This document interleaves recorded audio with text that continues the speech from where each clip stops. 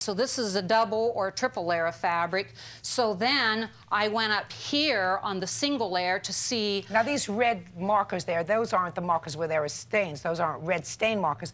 It's just the very faded dots where there is wine. Is that right? No, they've got these marks on here showing the damage. The velocity of the steam, which I needed to flush the chemical from the fabric, and then the velocity of the air to dry the fabric started to cause this scarring or the yarn slippage, so we quit. And Is there any spot on that dress where you did not try to clean it so that I can see what the wine stains look like? I'm trying to hold it against here so that you can see. There's one right there. Yeah, and here's two bigger ones here. I see it. Look like little dribbles. Right. Yes, that's what they were. Okay, step back, please. So you stopped working on it after you saw that the fabric was slipping. When I knew that the yarns were going to start slipping, we immediately quit working on it. But I was doing the work on it myself. So my choice was I could either give it back to the customer looking the way it did, or replace the fabric, just replace that whole panel, which we tried to go out and match and could not at that point in time, or we could soak the dress in a water-based solution, which I did not particularly want to do without the customer's okay, because it would weaken the dress, and then we will never be able to size it as the manufacturer could really size it.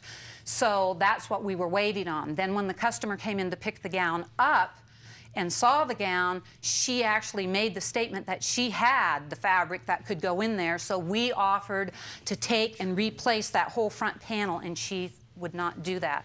So, Your Honor, I am only here thinking and trying to explain to you I did not maliciously and senselessly do this without any knowledge. Red wine stains sometimes don't come out. I have some things here. I teach chemical removal and fabrics and things like that and have published books on it, Ms. so Ford, I am conscious. Did you tell the defendant that you had a panel of fabric? No, we didn't, Your Honor.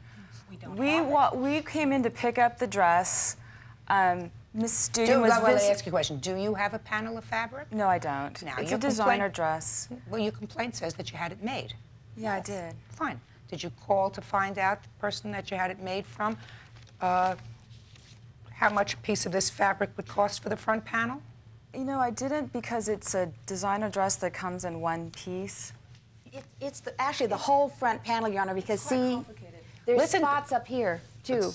Are there spots up there that they worked on? Yeah. There's one there. They're not spots, the thread's separated, so they're like holes. Listen, Ms. Ford, there is absolutely no way that I am awarding you $5,000. You have to understand that.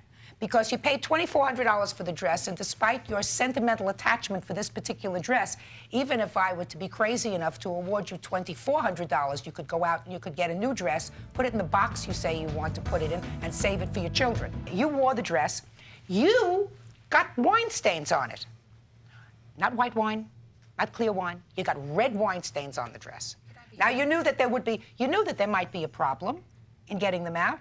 I don't think that these people did anything maliciously, and I think that they're probably inclined to give you some sort of financial recompense for whatever damage they caused to the dress. But your request of $5,000 is out of the question. May I be heard, Your Honor? Absolutely.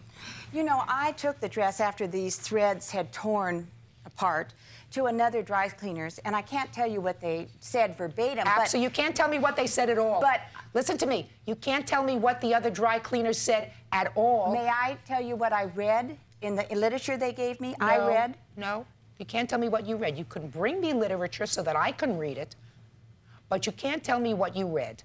And you have no expertise in this area, so you are not an expert.